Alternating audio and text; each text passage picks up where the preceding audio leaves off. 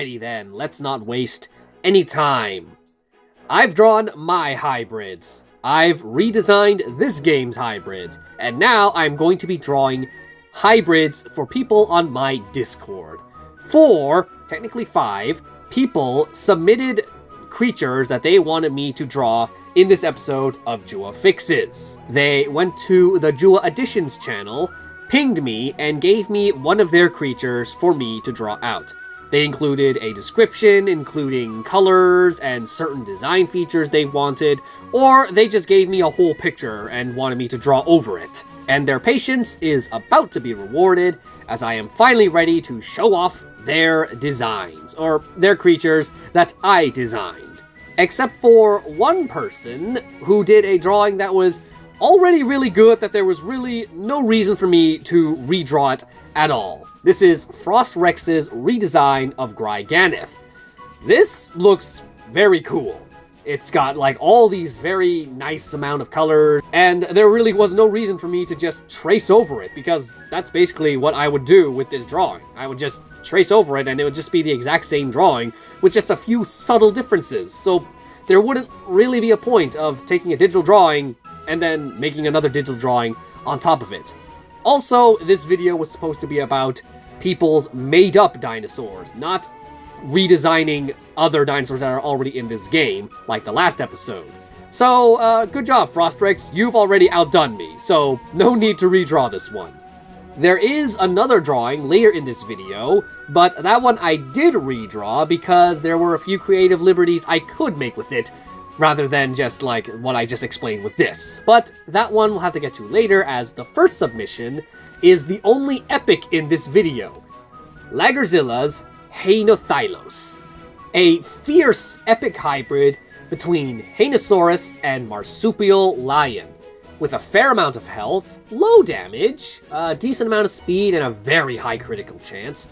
Attacks include minor rending attack, ferocious shattering impact, lethal piercing impact, rending takedown, precise piercing counter, don't know why they never bothered to rename that move, swap in stun, obstructing prowl on escape, and a few small resistances, including bleed, rend, and stun, and a lot of just 2 immunities, speed decrease and vulnerability. And then this was the description he gave me on how to design this thing. The colors can be of any of the components. The Haenosaurus colors could be a generic one that you can find online. The extra designs of how an aquatic is put on a land creature design, like a fin tail for example, can be added for more effect. Now, this still kinda left me with a very vague idea of what he wanted, especially since Haenosaurus doesn't have a lot of special adaptations that make it stand out from other mosasaurs that I could actually incorporate onto the Marsupial Lion, like no shark fin on the top, or special teeth, or, well, it does have teeth, but like, basically I was struggling to find a way to combine all the features without making it look boring. So I just started with the Marsupial Lion build and tried extending the snout out a little bit, because Haenosaurus has a very long mouth, and also adding a fluke tail on the back. And then the more I designed this, I started to realize, this kinda reminds me of a sea otter, or a sea lion, or any of those ocean mammals. And most ocean mammals are brown or gray, so I rolled with those colors, and ended up with a killer death otter. This larger-than-life marsupial rules over both the land and the sea. The build and agility of the Marsupial Lion, combined with the strength, size, and aquatic adaptation of the Haenosaurus, results in a fast super predator capable of hunting prey on both terrestrial and aquatic terms, using its strong legs for running and pouncing, and its muscular finned tail for swimming, as well as being over twice the size of any natural marsupial lion on the planet. DPG experts have stated that the Haenothylos engage in fierce duels and even group fights over large territory, where most end in bloody death. They say that this outcome is best for the ecosystem to remain in balance. Now, unlike the hybrid redesigns I did in the last video, where I kind of just rushed them and wasn't too fussed about the final result, this one I really cared about the final result because I'm handling someone else's children, basically. So I have to treat them with the utmost respect and make sure the final result is something satisfactory. So, Lagerzilla, I hope that you are happy with your giant death otter. And I salute him in luck of fighting other deadly death otters. But now it's time to move on from the epics and on to the apexes, because the rest of these dinosaurs are apexes, which led to the joke, epic hybrid and the 3 apexes. As you can tell, the Haenothylos is Goldilocks in this situation, and this one, well, actually I haven't decided who is going to be which bear, because I honestly don't know what size of each dinosaur this is, but, you know, we'll figure it out as we go on. But starting off with Mandamar's Gorgo Raptor. It's got a decent amount of health, a good amount of attack, very high speed, good critical chance, and its abilities are Cunning Strike, Restricted Group Distraction, Rending Takedown, and Group Cunning Rampage. You can tell by that moveset that this cunning, fierce apex was made before Ludia started adding all of the fluff and stuff to all these abilities, where every single dinosaur needs to do a million tricks in one move. Curiously though, this Gorgo Raptor is not a hybrid. It is actually just a special apex, like Mortem Rex or Hadros Lux, and it has a very interesting backstory, which I will get to after I'm done talking about the design process, but that's a pretty quick thing to do, as all I had to do was trace over his drawing. Though unlike Giganith, where it was already a digital drawing and there was really no point in me making a carbon copy of that, this one I could do a little creative liberties with it, as it is a hand drawing, and I am now making a digital version of it. I did take a few creative liberties, like skipping out on a few details like on the snout or wrinkles near the arms and legs, and also just changing the shape of the eye, and the repositioning the tail as it was not fully drawn. And finally, the feet are not from the Gorgo Raptor, as they are very wonky shaped from what I see. So I once again stole the legs off of my Thyloraptor and recolored them to match Gorgo Raptor, and scaled them down a bit so it would still look a little shorter than regular raptor legs, to show that this is a much heavier built raptor. I'm not exactly sure about the size of this creature. I think Haenothylos is the only one that I have a true size and scale of. This one and the other ones, I don't really know. But I'm assuming this guy's like Utah Raptor size, which is a very big animal to begin with. Anyway, on with the lore, which is honestly the most bonkers out of all of these. A raptor who lived during the early Cretaceous, with a dream of living an amphibious lifestyle instead of a pack hunting lifestyle, like all of his other raptors. Gorgo Raptor wanted to live its life near rivers and creeks, in a land covered in forest. It wasn't sure about the idea at first, as it would result in it living on its own for the rest of its life. But it pressed forward, with hopes of becoming the dominant predator of its chosen habitat. After many years of scavenging carcasses, as well as hunting and fighting other animals, including ancient crocodiles who swam all the way from Africa to colonize the American continent, Gorgo Raptor became the top predator of its habitat, and was able to coexist with other theropod dinosaurs in its North American environment, like Acrocanthosaurus. Honestly, it feels like I'm reading a fairy tale with that lore. Most apexes is like, it just came to be one day, and no one has any idea if it was made by InGen, or Biosyn, or Manticorp. But nah, this one's just a random raptor from the Cretaceous period who decided he wanted to be immortal. Well, not really, it's just like he's just a very special raptor. But who am I to judge bonkers character bios when I've made stuff like Valkyrie Dawn and Ankyles, especially Ankyles, considering it's basically just Iger showed up in a lab and said, make a dinosaur based on my Beyblade. Nothing much for me to say on the design other than it's a very cool design, and it was the easiest one to make as I was basically tracing off of Mandamar's original drawing. So good job, Mandamar, you're already a very good artist. Can't say the rest of these dinosaurs were easier though, because I had to do a lot of creative liberties on my own for this one. This is Quetzalcoatlus's Scaffo Torx. I'm not sure how exactly to pronounce it. And I just noticed how bonkers these stats are. What? 12,000 HP? Are you kidding me? 2,900? Okay, hang on a second. What about your abilities? Definite Strike, Lesser Group Heal, Distracting Taunting Defense, that's a different move. Wounding Heal, Wounding Shattering Counter, and Swap and Ferocious Wound, Healing Accelerate on Escape, and a whole lot of resistances. And okay, right off the bat, you have got to nerf that health and damage. Like, what the heck? Was this intended to be a boss or something? Because this thing, just the stats alone, make it sound insane. As for the description he sent me of how to design this thing, he said I could choose any animation set between Salamander, Landcroc, Hadrosaur, or Indoraptor, as this is basically a Hadrosaur-Salamander hybrid.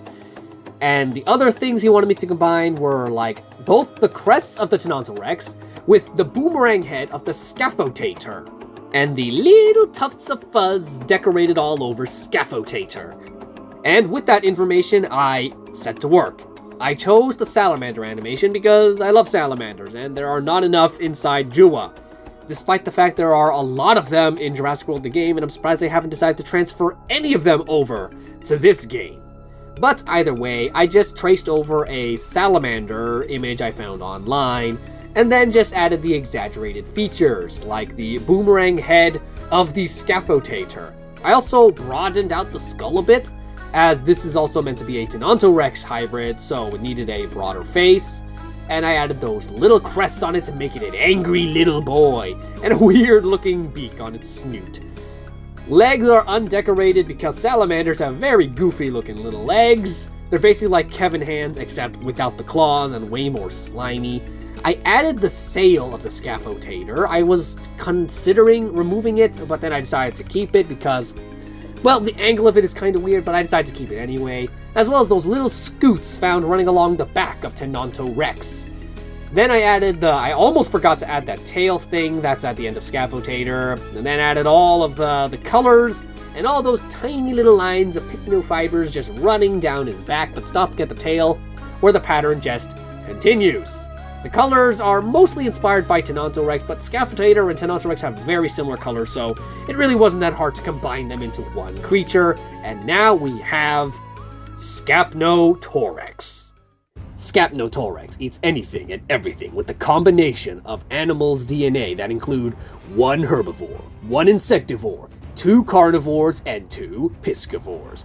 This amphibian first appeared in Malta in 2005 and ate 1/3 of the island, including trees, houses, cars, horses, and people. After that, it appeared in Japan and decimated Kyoto.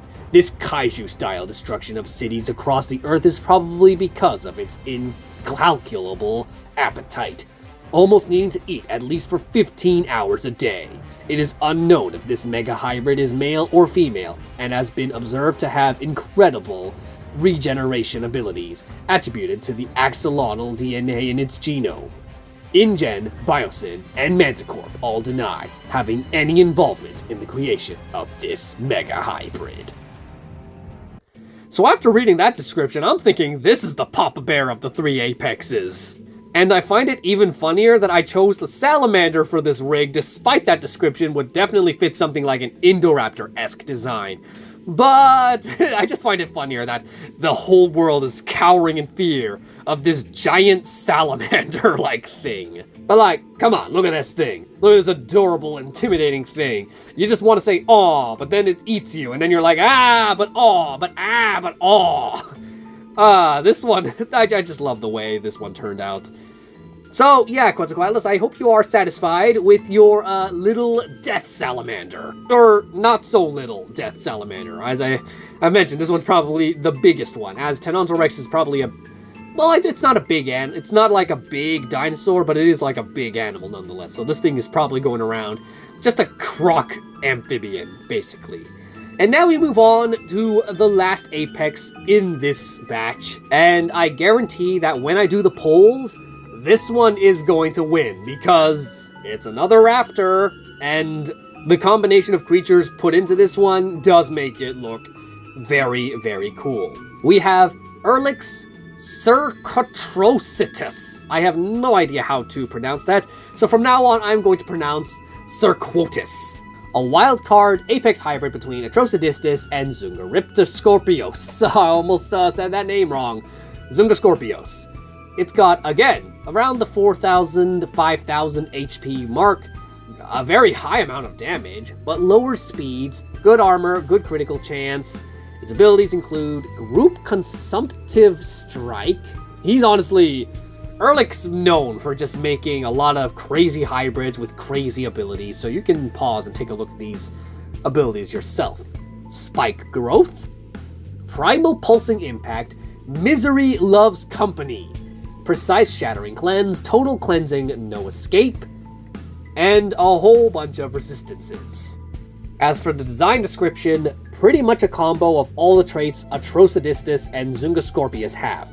It'd be neat if it had a somewhat more upturned beak, a la Zainreborn or Zungaia, a somewhat longer neck as a callback to Miragaia being a Decenturion, and scorpion claws instead of arms, cause that sounds really cool, and a buttload of spikes.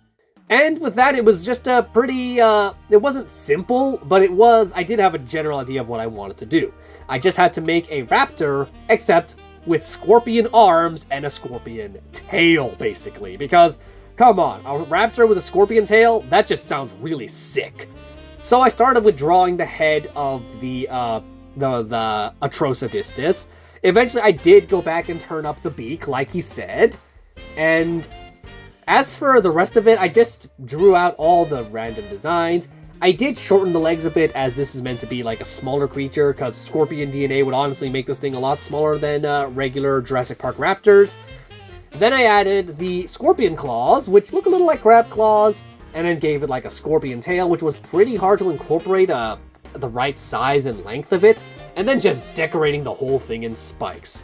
As I was doing this, I was thinking of using the Atrocidistis colors, because those are very good, but then I thought, hey, this guy actually reminds me of the Triple Strike from How to Train Your Dragon, so I used those colors instead, and now we have the Jurassic World equivalent of a Triple Strike.